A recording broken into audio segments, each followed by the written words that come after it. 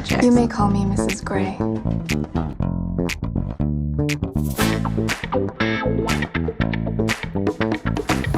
Hi, did you miss me? Yeah, you did. I'm sorry that I had to take a few weeks off. I have just been so overwhelmed and so busy. I've had so much going on.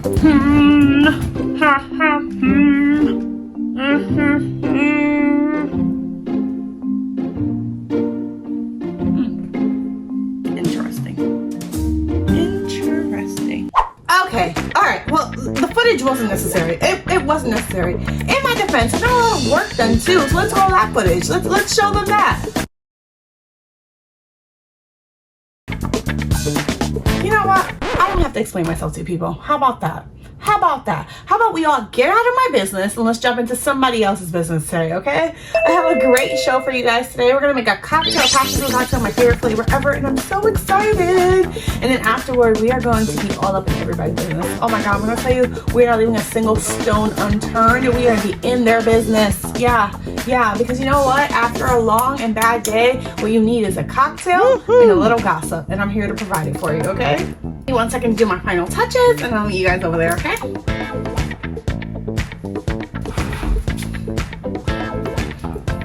Like a Puerto Rican.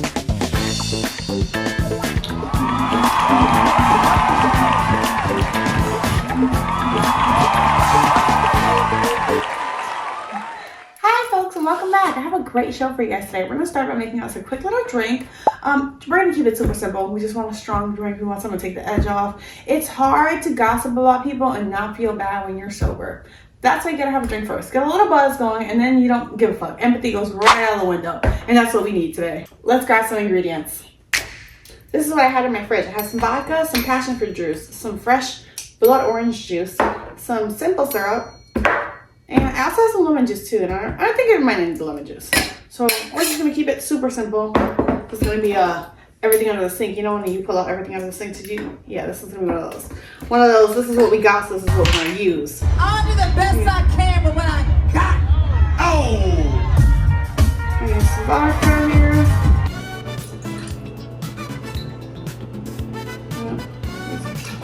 Bit I have left in there. It's been a long week. You deserve it. Some of our fresh grapefruit juice. And then I like passion fruit a lot, so I'm gonna use a lot of passion fruit juice. I'm gonna use 2 parts of passion fruit juice because this is my favorite.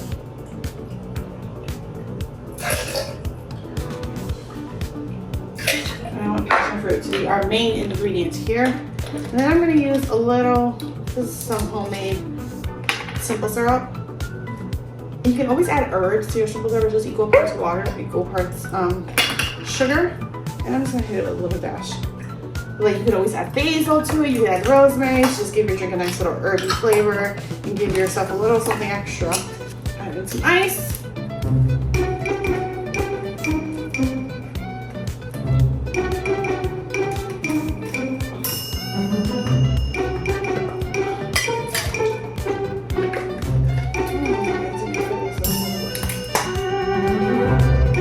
Oh, Alicia, do better with the ice. For a good shake.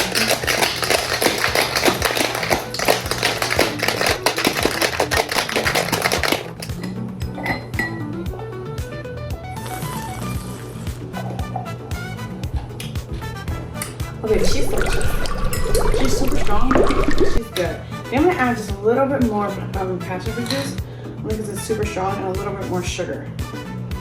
She is quite delicious.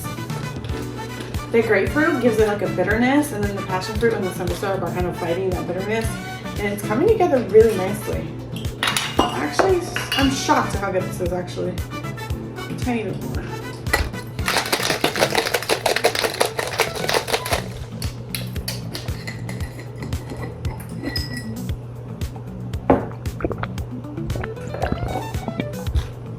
Oh yeah. That's yum. That's really yum. Oh my God.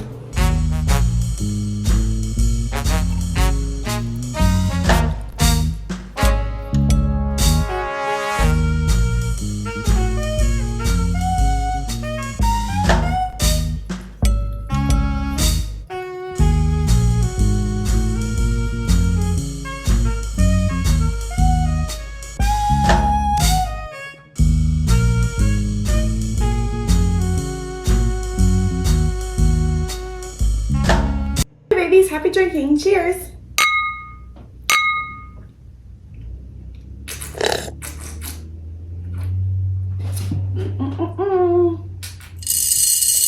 Okay, we're going to be right back after a word from our sponsors, and we'll be right back with what's popping in pop culture.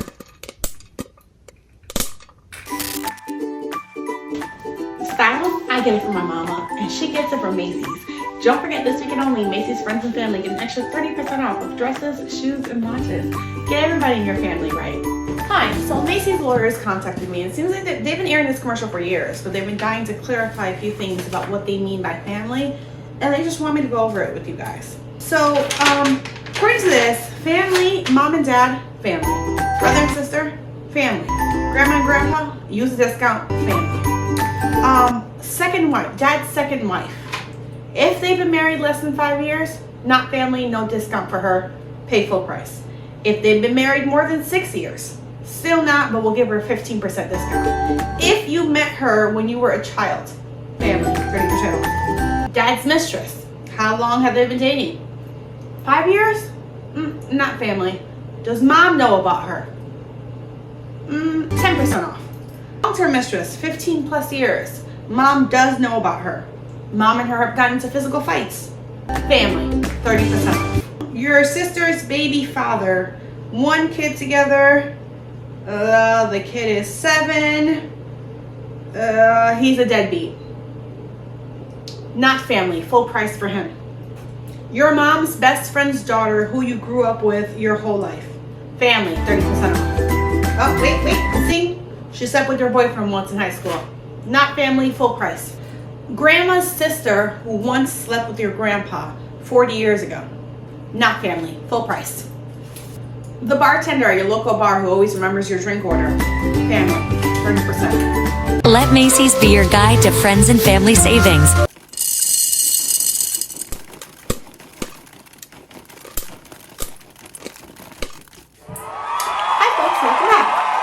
A bucket of pop culture. I'm gonna give you some kernels of gossip. I'm gonna catch you up on every single thing that happened in pop culture this week. You missed it. In the Oscars were this past weekend, Adrien Brody made history by giving the longest Oscar speech in history after winning Best Actor. Speech ran over 5 minutes long, and like the irony of Adrien Brody being the person to hold this record is insane because he's never said anything of note. Like it's just insane to me. But wait, before then, when he's getting up on stage, he spits his gum out to his wife or his girlfriend or whoever she is, and like not like spits it out, like puts it in her hand, like literally spits it out at her and like expects her to jump and catch. It'll be a cold day in hell before a man spits gum at me. I would have grabbed my purse and left it then and there. Then during his speech, because you know you're only allowed like 45 seconds, something like that, so he's running well over time, and the orchestra tries to play him off, and he makes them stop not once but twice. Even while the Titanic was sinking, the orchestra kept playing. And you stopped the orchestra? I mean, if there was ever a moment to use AI, this was the moment for it. Like, why would you waste using AI and his voice in the film when you should have used it for his speech? It's the first time I've ever heard someone talk and thought, God, I wish a computer wrote this instead. Speaking of the Oscars, Timothée Chalamet there, and he brought the Kardashian girl, Kylie Jenner, and then he lost. Surprise, surprise. I called it. They were never going to give him an award with her sitting next to him. And people got really mad at me when I said it. I was like, it's not happening. But more importantly than that, more interesting than that, okay, this is coming from the blind items. The blind items are basically fan fiction. So I don't take them as news reports. They're all fake. It's someone just making this shit up. But the person who's making it up is a really great writer. So sometimes I'll entertain it a little bit. So rumors that Timothée Chalamet was hooking up with the actress who starred alongside A Great Unknown with him. Her name is Monica something something. So let me draw a web for you. So allegedly, Timothée was hooking up with her while on set, and it continued to hook up with her on and off, I guess, after the film was done and during press and things of that sort. He's dating Kylie Jenner, has been dating Kylie Jenner for 2 years, but he's been working on this film for about 5 years, which means he's been hooking up with this girl longer than he's been dating Kylie Jenner. He's prancing Kylie Jenner around like that is his girlfriend. Everyone in the world knows, right? Like they're being very public about their relationship. Now, a few weeks ago, I want to say it was after the SAG Awards, it was rumored that Andrew Garfield and Monica met at that party and kind of hit it off and like are quietly dating now, right? We even saw pictures of them leaving the Oscar vanity party together. So allegedly they're a thing. But according to the blind items, Monica approaches Timothée in the middle of the party and is basically cussing him out for like, why would you bring your girlfriend and parade her in front of me when you and I are hooking up? That's the blind saying. Again, probably made up, but if it's not made up, it's super entertaining, especially given the pictures of Kylie Jenner and this girl Monica together. I don't know, like honestly, it probably really is a lie, but I just love it when my people are evil to each other. I really do. And then there was the whole rumors about like him only dating Kylie for the press, which I don't think there's any truth to that at all. One, everyone like being fussy about this and being like, Kylie's not his type. Kylie's 100% his type. That boy he's a good actor, but that boy is shallow as hell. She's 100% his type. And two, I don't know if it would make sense if him and his team are working it as press. I mean, honestly, the way him and his team are handling him and Kylie all together is so weird to me. Like, why would you bring her to these award shows, right? But then you don't walk the red carpet with her. Then when you're on the red carpet and you're interviewing, the interview asks him straight up and it's like, hey, what's going on with you? Like, or he says something along the lines like, oh, are you excited that Kylie Jenner's here with you as your date? And Timothée does the biggest swerve I've ever seen live. I'm surprised he didn't break his neck. I hope he had his seatbelt on when he hit that swerve. Here too. What's it like to have her supporting you on a night like this? It's a great feeling to be in a room with so much love and so many great peers and people that are fantastic. And I like seeing the new wave and the new generation here, and I also like seeing you know, everyone that's been holding it down for decades. To be like, oh, I'm just grateful to be here and all the fans and all the love from everyone, and avoids talking about her and kind of puts out like, I don't want to talk about her, right? But then go and sit front row with her and are like making out with her at the Golden Globes after you've refused to answer questions about her on the red carpet and made it seem like, oh no, we want our privacy and that's why she didn't walk the red carpet either. But then making out with her in front of the entire world at that award show, which by the way is a work event. Why are you making out with your partner at a work event? Like, are you serious right now? So all of it is just very, like, the choice of that is just very confusing to me.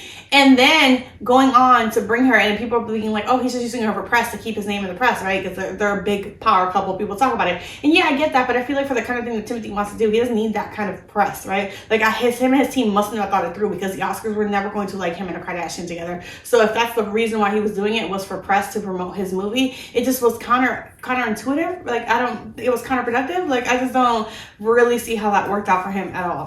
And if he was going to lean for press, he should have went and dated that girl Monica out loud. Again, it's just a blind item. I do hope that it's true though, because I kind of want Andrew Garfield for myself. And if this girl snatches him up, I'm going to be kind of pissed. He's supposed to wait for me. Speaking of white people in mess, so you guys know Zoe Kravitz and Channing Tatum were dating. They dated for about 3 years. They met. I don't know when they met, but it was official that they were dating when we saw them leave the Oscar vanity party together. And then they got engaged, I want to say sometime last year. They called off their engagement around in October or so, right? And officially this week, last week I think it was, the last week of February, Channing Tatum goes official and makes it official with his new girlfriend. Her name is Inka, I want to say this. Inka Williams. She's 25 years old. He's 44. And I'm like, you know, rich people truly do move on so fast. Like, I'm so envious of that. It's like, you guys were engaged. You were going to be married. You made a commitment to spend forever with each other. And 3 months later, not only do you have it or you're sleeping with somebody else, but you're already parading her around, making everyone know that it's official. And it's like, I wish I had the stomach for that. It's like, what do you people do? Is it the money that helps you move on? Like, how do all celebrities move on so fast? What is that's different about you? Because me personally, I had one situationship, and after years, I want to say 1 or 2 years of him making it blatantly obvious, so obvious that he cared absolutely nothing about me, I was blindsided by the fact that he actually wanted no future with me, didn't want to be with me. It caught me so off guard. I could have never seen it coming. And then after that, I spent the next 2 years or maybe crying about it, just between the two of us. You know what I'm saying? So you were engaged to be forever with this person, and 2 months later you've already moved on. I'm shocked, but I'm also a little bit, I admire you a little bit. Like, it's just like, somebody needs to put out a book. Some celebrity needs to put out a book about what it is that's different about them and why they're able to move on from a relationship so quickly, because I need to learn. Teach me, please. I'm begging you. So upon doing a little bit more research, though, it turns out this is not the first time Channing Tatum has been spotted out with her. So who knows when he even started dating her. He didn't start dating her last week in February, because he's been spotted out with her all the way, or as early as January, which would have been, again, if they broke up late October, 2 months after his engagement ends, he's already been seen out with her. So a part of me is like, oh, does this mean that he was like hooking up with her the entire time, right? Because that's what would make sense, right? So I do a little bit more research, and it turns out that Zoe Kravitz has been spotted out with another celebrity early January. So Zoe Kravitz gets spotted out with Noah Centineo early January, who I don't know. Between you and I actually think he's kind of hot. Clap if you think Noah Centinio's hot. Oh, tough crowd. Guess just me. So, yeah, no, she spotted out with Noah Santino. I guess she spotted out early January. And then a few weeks later, then Channing Tatum is spotted out with this girl, the model. Now, this EA pre-Oscar party happens, and Channing Tatum brings the model as his date, makes it very official. You know, they were just spotted out kind of like, you know, it was just whispers. Made it very official, though. Made sure paparazzi got pictures of them holding hands. Like, made it very official. This is my girlfriend. We go together. And guess who was at that same CEA party? Abby Miller. No, Zoe Kravitz. Zoe Kravitz is at this party, and he brings his new girlfriend. Again, if I was engaged to someone and we break things off and 3 months later you are bringing your new girlfriend to our work party, I would make a scene. And this is why I'm no good. I would make a fucking scene. Are you shitting me? So that party happens Friday, and then Sunday around 3 a.m. after the Oscars, the first official photos of Zoe Kravitz and Noah Santino hanging out come out, them leaving the after party together and getting into the same car at wee hours of the night. So in part, I was thinking that, like, all right, maybe somebody was cheating, but now I'm like, this is starting to look and sound a little familiar to me. It kind of feels like you're trying to one-up each other, you know? Like, I feel like you're playing a game of cat and mouse and you're both trying to one-up each other, and that quite entertains me, and it makes me wonder that maybe you guys had a good time in bed when you were together. You know? I feel like all this tension that's still left over. You guys should hook up again. Maybe don't get engaged again, but you two should hook up again. I really believe it. Now, Nobody's friend, Armie Hammer, goes on a podcast and he starts talking about how he got kind of frustrated with women and how difficult women are. He decided to hook up with a guy instead, and he just starts to retell a story about a gay encounter he had. And he goes on to say that he just feels like dating for gay men seems to be so easy. You just get on Grindr. The guy's like, hey, do you want a blowjob? And then he shows up and does it. Boom, boom, bang. End of story, right? So he says that he hangs out with this guy. Him and the guy start making out, and he says that he feels really weird about the man's body, right? And the fact that he's so manly and how broad his shoulders are and the way that his beard feels and all this. And he just goes down the list and describes this man's anatomy, right? And it's like, he decides, it's not for me. I don't like it. It feels weird. Number one, my main important question is, who asked you? Who asked you to tell the story? Who really wants to know this? I just want to know. Who was like, I wonder what man Armie Hammer gets with and why he got with him. Who asked for that? Number two, and I'm assuming that from a PR standpoint, is the idea of him trying to regain the trust of the public by being over honest, right? Like being super, super honest as a way to tell people, hey, I'm going to tell you guys stories that usually a celebrity would keep to themselves and would keep quiet about. But I'm going to tell you that as a show of faith to let you know that, hey, I'm honest and I can be trusted. You can trust my word. I don't have anything to hide. And that's, I think, was what the idea behind this is. I would say, in my personal opinion, though, that if you're being accused of essaying a bunch of women, you know, like you're being accused of being extremely harmful towards women and doing a lot of insane things towards women, that maybe if you're on your redemption tour, maybe don't start it off by being like, I hate women. You know, like maybe that's not the best look. And then again, if you're going through it and you're being accused of cannibalism, maybe don't go through all the work of describing the male anatomy and explaining which body parts you like and which body parts you don't like. We are well aware that you know a lot about body parts. We've heard the stories. You know what I'm saying? Like you hate women and you know a lot about body parts. You didn't have to tell us that. The lawsuits and the things the accusations you were accused of, yeah, it told us that already, okay?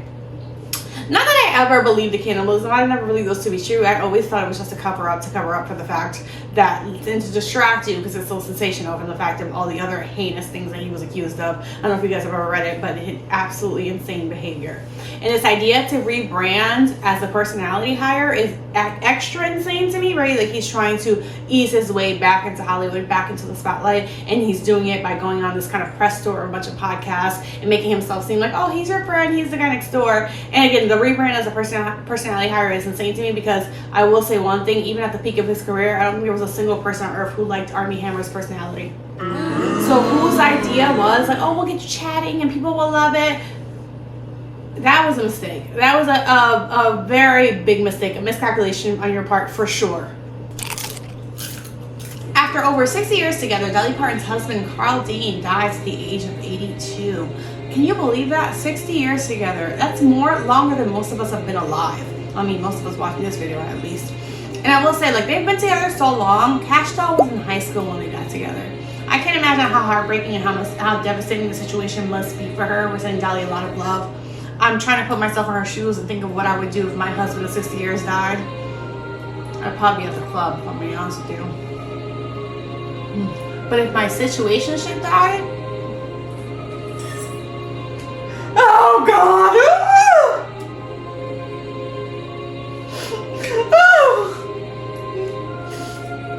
Kylie, infamously known for being the world's best mother, launches a TikTok page where she rebrands herself as a legal advisor, offering help to people who need legal advice, find themselves in a legal sticky situation. Her first piece of advice is, be a white woman. Kim Kardashian announces that she's beginning her 7th year in law school, and not at all related, but always relevant. Gal Gadot was absolutely terrible in Wonder Woman. So overall, the PR for women in justice, not doing that great. Not doing so well. Beyonce and Jay-Z host their annual Oscars Gold Party. I was not invited. Somebody's being weird. Like, what's that about? Somebody is being super freaking weird. Alright folks, that's all I have for you today. Make sure you hit those comments. Let me know what you'd like me to talk about next week. Can't wait to see you then. Bye.